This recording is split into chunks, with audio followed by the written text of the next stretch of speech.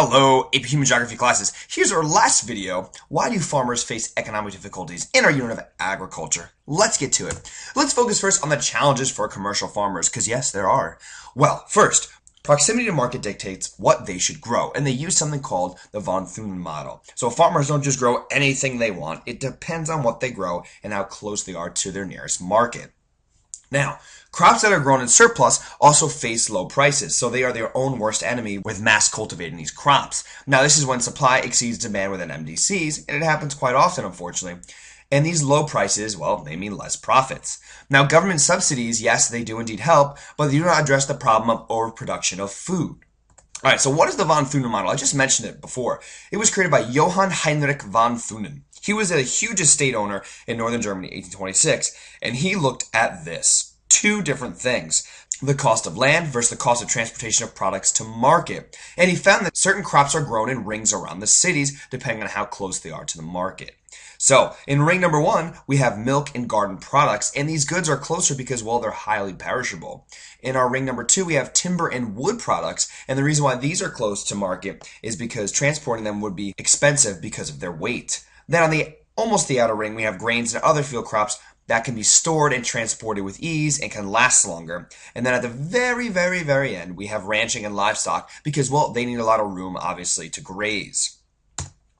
All right, so we talked about U.S. government before. The U.S. government averages $16 billion a year on farm subsidies, or what that is really is monetary aid. Now, they help farmers in a number of ways. They encourage them to avoid excess supply of certain crops. Let's say, for example, if the supply is way over the demand. They pay farmers when certain prices of crops are unusually low, which is pretty nice. They basically pay the difference of deflation. In other words, when the crop prices drop lower than the basket price or the market price of a good. And they buy surplus of production and actually sell or donate to foreign governments. All right, let's talk about sustainable agriculture. This is more or less called organic farming. And we talk about organic farming, right? Only 0.24% of farmland is dedicated to this sustainable agriculture or organic farming. The largest landholder for this practice is actually Australia. Now, what makes this different from conventional farming?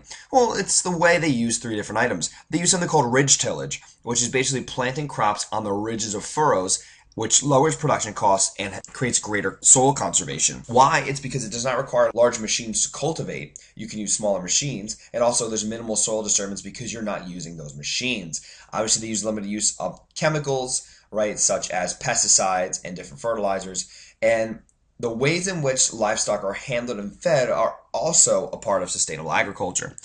Instead of using confined livestock, you would use grazed livestock, let's say, for example, like these chickens here. All right, so now let's go on to challenges for subsistence farmers. Well, we know that the population growth in LDCs is growing rapidly and it's actually exceeding food production. And unfortunately, it's because subsistence farmers, again, they produce little to no surplus within LDCs. Now, there are alternate farming methods, but they are expensive. They might require technology or it might not be realistic to use with the soil. Now, land is also left to fallow for shorter periods or untouched for shorter periods. And what this does is produces soil exhaustion, or basically the nutrients in the soil are depleted more rapidly and the land cannot be used. Now, farmers must export food to MDCs instead of direct consumption because they're trying to make some money. Now, this is also influenced by the international trade model, right? Where you focus on one good and sell it to other countries. Now, these crops usually are tea, coffee, and cocoa, and unfortunately, they produce low profits because there is a surplus of the supply because so many LDCs are trying to sell these goods. All right, so what are some strategies to increase the food supply? Well, one is expanding agricultural land. Now, unfortunately, this has been very minimal due to desertification, right? Land becoming spoiled or literally turning into barren wasteland, excessive water/floods, and urbanization or urban sprawl, right? Taking over rural areas. Also, trying to increase productivity. There has been something called the Green Revolution in the 60s and 70s, where scientists produced higher yield seeds, which they dubbed miracle seeds. They also expanded the use of fertilizer, and they increased the use of technology through tractors, improved automated irrigation pumps, and other various machines.